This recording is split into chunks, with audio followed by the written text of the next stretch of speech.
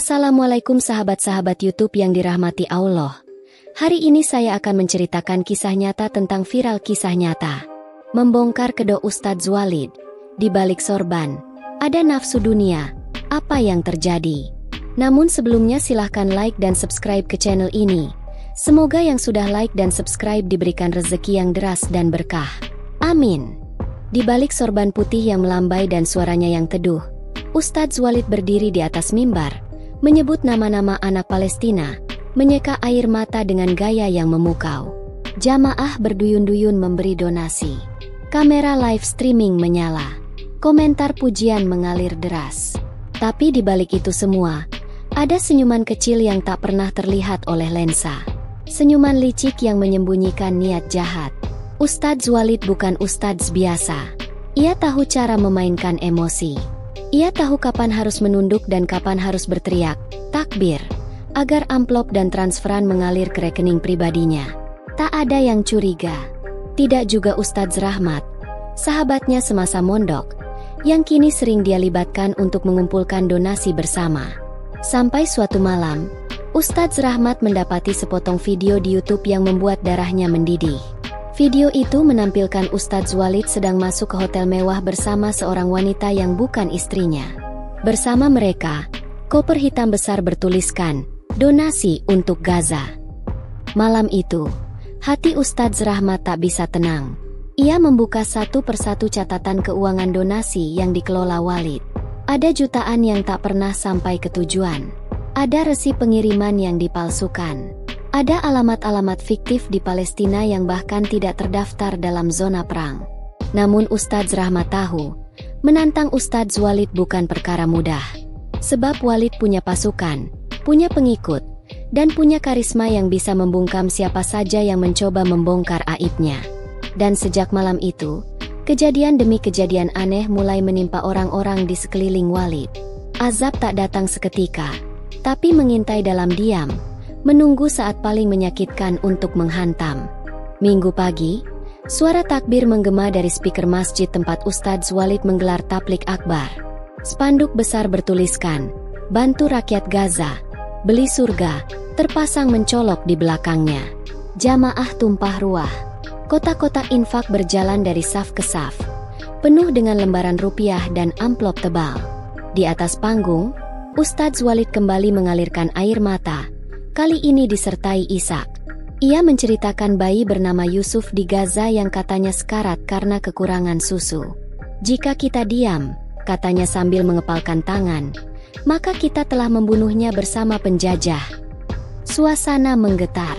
Ada yang menangis. Ada yang langsung membuka dompet dan mentransfer uang belasan juta. Semua percaya. Semua luluh oleh drama yang ia ciptakan. Namun di balik layar, di ruang kecil belakang masjid, koper hitam yang sama kembali muncul. Dimasukkan lembar demi lembar uang donasi. Di dalam koper itu sudah ada 2 jam tangan mahal, 1 amplop berisi tiket pesawat first class ke Dubai, dan 1 map berisi kontrak kerjasama dengan sebuah brand fashion muslim ternama. Semua atas nama Ustadz Walid untuk Palestina, tapi tak satu pun akan sampai ke tanah yang dijanjikan. Ustadz Rahmat yang hadir hari itu hanya bisa diam. Matanya tak lepas dari koper tersebut. Hatinya menjerit, tapi mulutnya terkunci. Ia tahu, jika ia bicara sekarang, masa yang tersihir bisa membelanya mati-matian. Maka ia memilih diam dan merekam diam-diam lewat ponsel yang disembunyikan di dalam sarung. Beberapa hari kemudian, ia membawa video itu ke seorang wartawan lokal yang sudah lama menyelidiki penyelewengan dana umat. Sang wartawan, Haris, langsung menyambut dengan tangan terbuka. Tapi baru 2 hari setelah mereka bertemu, Haris ditemukan tergantung di kamarnya. Polisi menyebutnya bunuh diri. Ustadz Rahmat terpukul. Tapi hatinya semakin yakin, ini bukan sekadar penipuan. Ini konspirasi kotor yang menyentuh banyak tangan. Termasuk tangan-tangan yang selama ini ia kira suci. Malam itu, langit mendung. Petir menyambar tak jauh dari rumah Ustadz Walid. Dan di balik sorbannya yang rapi, sebuah mimpi buruk mulai datang. Ia bermimpi berada di sebuah gurun luas. Dikelilingi mayat-mayat anak kecil yang merintih sambil memegang lembaran rupiah. Tiba-tiba salah satu dari mereka bangkit, menatap Walid dengan mata kosong dan berkata, "Kami bukan alatmu, kami korbanmu." Ustadz Walid terbangun dengan keringat dingin. Tapi ia tak gentar. Dengan senyum sinis, ia berkata dalam hati, "Itu cuma mimpi dan mimpi tak bisa menghentikan rezeki." Ia tak tahu, azab sedang mengasah pisau. 3 hari setelah mimpi buruk itu, Ustadz Walid tiba di sebuah hotel mewah di kawasan Jakarta Selatan. Bersama asistennya, ia membawa koper besar yang biasa ia gunakan untuk mengangkut bantuan. Di lobi hotel, ia disambut manajer dengan senyum dan pelukan hangat. Ustadz Walid bukan tamu biasa. Ia salah satu klien eksklusif yang rutin menginap. Selalu memesan kamar suite dengan harga puluhan juta per malam. Malam itu, ia dijadwalkan makan malam bersama seorang pengusaha kaya yang katanya siap menyumbang 5 miliar rupiah untuk Palestina. Tapi pengusaha itu hanya ingin bertemu secara privat, tanpa media, tanpa kamera. Ustadz Walid menyanggupi. Tentu saja. Baginya, uang adalah prioritas, bukan transparansi. Restoran hotel yang sepi menjadi saksi jamuan mewah mereka. Lobster impor, steak wagyu, dan anggur non-alkohol disajikan lengkap. Di meja, berkas kerjasama sudah terbuka. Tapi belum sempat Ustadz Walid menandatangani, pengusaha itu menyodorkan satu pertanyaan. Berapa persen yang benar-benar sampai ke Palestina? Tangan Ustadz Walid kaku sejenak. Ia tertawa kecil, mencoba menenangkan suasana. Tapi si pengusaha tidak ikut tertawa. Matanya tajam, seolah tahu semua jawaban sebelum dijawab. Ustadz Walid menutup berkas pelan. "Antum ragu sama saya?" tanyanya. Pengusaha itu menjawab datar. "Saya hanya ingin tahu, apakah saya membantu mereka atau membantu Anda beli apartemen baru di Singapura?" Wajah Ustadz Walid memerah. Tapi sebelum ia sempat bicara lagi, tiba-tiba napasnya terasa berat. Tenggorokannya panas seperti terbakar. Tangannya gemetar hebat. Matanya berkunang-kunang. "Ada apa ini?" gumamnya. Makanan di depannya terasa seperti bara. Ia bangkit, mencoba berjalan ke toilet, tapi lututnya tak kuat. Ia roboh di lantai marmer hotel bintang 5. Mulutnya berbusa. Asistennya berteriak. Pengusaha itu bangkit dari tempat duduk, dan para pelayan berhamburan. Ambulans dipanggil. Dalam hitungan menit, tubuh Ustadz Walid digotong keluar. Tapi tak ada yang tahu bahwa di dalam ponsel si pengusaha, sebuah rekaman suara telah tersimpan. Rekaman pengakuan diam-diam dari salah satu mantan staf Yayasan Walid, yang menyebut semua rincian penggelapan dana donasi. Kabar tentang pingsannya Ustadz Walid menyebar. Tapi yang lebih cepat menyebar adalah video rekaman yang memperlihatkan koper hitam berisi uang dan tiket mewah. Masyarakat mulai bertanya-tanya. Jamaah yang dulu memujanya mulai ragu. Dan mimpi buruk Ustadz Walid kembali hadir malam itu. Kali ini lebih menyeramkan. Ia terbangun dengan mulut terkunci. Lidahnya kaku. Tak bisa bicara. Dibawa ke rumah sakit. Hasil pemeriksaan. Tak ada penyakit. Dokter bingung. Tapi tubuh Walid terus memburuk. Sementara itu, dari arah yang tak ia duga, satu persatu aibnya mulai terbuka. Dan kejatuhannya bukan lagi soal uang, tapi tentang kehormatan yang telah ia gadaikan demi nafsu dunia. Kabar tentang jatuhnya Ustadz Walid dari panggung dakwah menyebar seperti api di musim kemarau. Media sosial dipenuhi cuplikan video lama. Potongan ceramah yang dulunya menginspirasi, kini menjadi bahan olok-olok. Netizen mulai mengulik gaya hidup mewahnya. Mobil-mobil sport, jam tangan ratusan juta, hingga villa rahasia di Bali yang ternyata atas nama asistennya. Tapi bukan hanya publik yang mulai menjauh. Para pengikut fanatiknya, yang dulu membelanya mati-matian, satu persatu mulai diam. Mereka tak bisa menjawab pertanyaan sederhana. Kemana perginya dana triliunan yang dikumpulkan atas nama Gaza? Di rumah sakit, kondisi Ustadz Walid makin memburuk. Mulutnya masih terkunci. Setiap malam ia terbangun dengan tubuh gemetar, berkeringat dingin. Di matanya, ia melihat anak-anak kecil berbaris di ambang pintu kamarnya. Mereka tak bicara, hanya menatap dengan luka terbuka dan napas tersengal. Pihak rumah sakit sudah angkat tangan. Tak ada diagnosis medis yang masuk akal. Akhirnya keluarga memutuskan memanggil seorang kiai sepuh dari daerah Jawa Tengah. Kiai itu datang dalam diam. Tubuhnya kurus, tapi sorot matanya tajam. Begitu melihat Walid terbaring, ia berkata lirih, "Yang kau pakai di kepala itu bukan sorban suci, tapi selimut api." Malam itu, kiai memulai ruqyah. Ayat-ayat suci mengalun, menggema di seisi ruangan. Walid menggeliat, seperti terbakar. Tangannya terangkat, mencoba mencabut sorban putih di kepalanya, tapi tak bisa. Sorban itu seolah melekat, seperti bagian dari kulitnya. Tiba-tiba suara keras keluar dari mulut Walid. Padahal selama seminggu ia tak bisa bicara. Suara itu bukan miliknya. Suara berat dan kasar berkata, "Harta umat bukan haknya, tapi ia ambil. Maka kami ambil lisannya." Kiai melanjutkan bacaan. Suhu ruangan terasa naik. Lampu berkedip. Asisten dan keluarga panik. Beberapa mencoba keluar ruangan, tapi pintu terkunci sendiri. Dan di tengah kekacauan itu, sorban di kepala Walid mulai menghitam. Asap tipis mengepul. Aroma kain terbakar memenuhi ruangan. Walid menjerit. Suara jeritannya seperti bercampur dengan tangisan anak-anak. Setelah hampir 1 jam, ruqyah berhenti. Kiai mengusap keringat di dahinya. "Ini baru permulaan," katanya. "Allah belum mengazab dengan tangannya, tapi sudah mengutus makhluknya untuk menyentuh hati dan tubuhnya."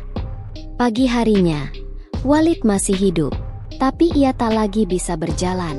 Tak bisa bicara, hanya menatap kosong ke arah jendela rumah sakit. Namun, yang lebih mengerikan bukanlah kondisi fisiknya, tapi kenyataan bahwa satu persatu orang-orang terdekatnya mulai menghilang. Asistennya kabur, rekeningnya dibekukan. Dan dari luar negeri, muncul laporan resmi bahwa yayasannya masuk dalam daftar pantauan lembaga internasional. Ustadz Walid yang dulu dielu-elukan, kini menjadi nama yang tak ingin disebut siapapun. Dan malam-malamnya berubah menjadi neraka yang belum selesai. 3 minggu setelah peristiwa di rumah sakit, kondisi Ustadz Walid tampak stabil, setidaknya secara fisik. Tapi mentalnya remuk. Ia lebih sering menatap kosong ke langit-langit kamar.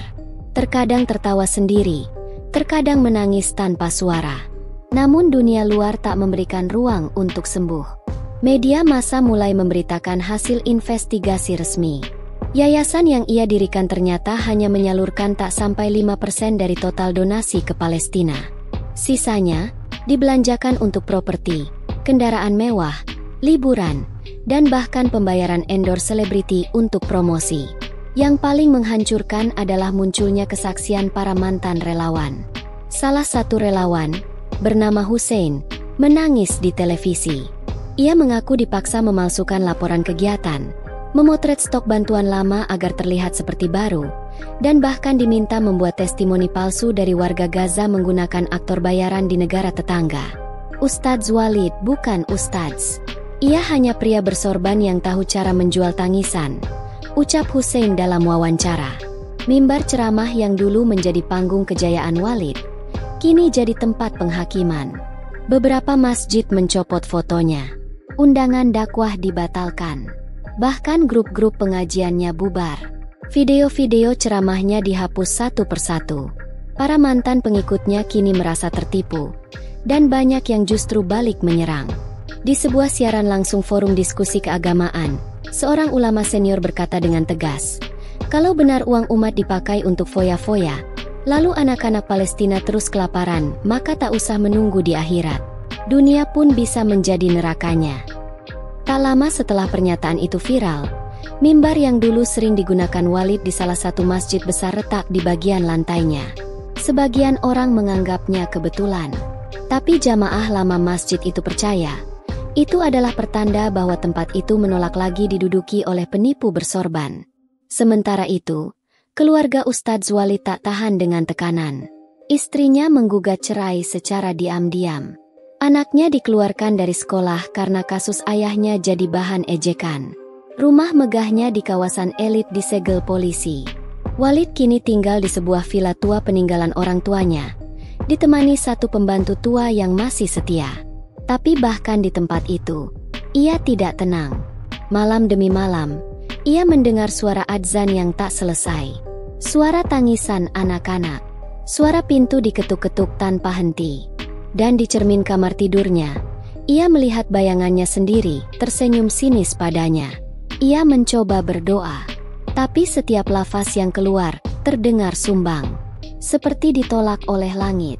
Pagi itu, langit tampak mendung meski hujan belum turun. Villa tua yang kini menjadi tempat tinggal Ustadz Zwalid terasa makin pengap. Jendela-jendela ditutup rapat, tirai-tirai ditarik, seolah cahaya pun enggan masuk ke dalam. Walid duduk bersila di ruang tamu. Di hadapannya terbuka mushaf Al-Quran yang telah lama tak disentuh. Bibirnya bergetar, mencoba membaca surat Al-Baqarah. Tapi baru 2 ayat pertama, tiba-tiba lidahnya kaku. Tenggorokannya tercekat. Suara itu hilang. Ia menunduk. Air matanya jatuh. Untuk pertama kalinya dalam hidupnya, ia merasa benar-benar ditinggalkan. Tak ada jamaah, tak ada uang, tak ada panggung. Dan yang paling menyakitkan, tak ada lagi hubungan dengan Allah yang ia hianati. Ia memukul-mukul dadanya, mencoba membaca istighfar. Tapi tak ada yang keluar dari lisannya selain desahan panjang. Tangannya gemetar, memegang mushaf itu, lalu ia jatuhkan. Bukan karena tidak hormat, tapi karena jiwanya terlalu berat untuk menyentuh kesucian itu lagi. Malam hari, ia bermimpi lagi, tapi kali ini berbeda. Ia berada di sebuah padang luas, gersang, penuh mayat anak-anak yang membusuk. Di tengah padang itu, berdiri satu panggung besar. Di atasnya, sebuah mimbar dari emas.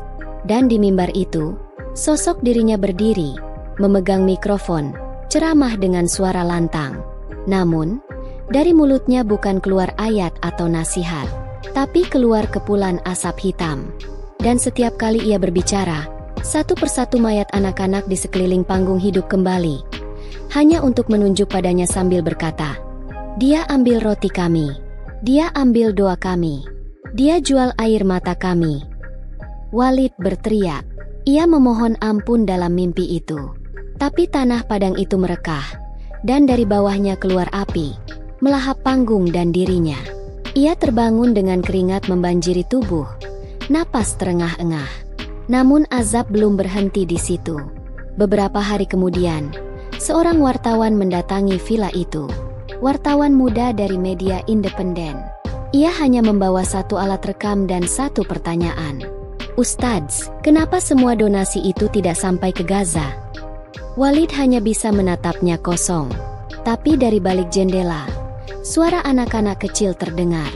Bukan suara asli, tapi suara-suara yang terus menghantui telinganya.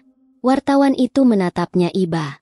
"Kalau tidak ingin bicara ke saya, bicara saja ke Allah." Setelah wartawan itu pergi, Walid kembali ke ruang tamu. Ia mencoba salat, berwudhu pelan, membentangkan sajadah, takbir. Tapi ketika ia rukuk, tubuhnya gemetar. Dan saat sujud tak bisa bangkit lagi. Pembantunya masuk beberapa jam kemudian dan mendapati Walid tersungkur. Tubuhnya masih hidup, tapi wajahnya pucat seperti kain kafan. Matanya terbuka, dan satu tetes darah keluar dari hidungnya. Malam itu, para tetangga mendengar suara aneh dari villa. Seperti seseorang sedang mengaji dalam nada tangis. Tapi tak ada yang berani mendekat. Dan langit tetap mendung, seolah tak rela menurunkan hujan.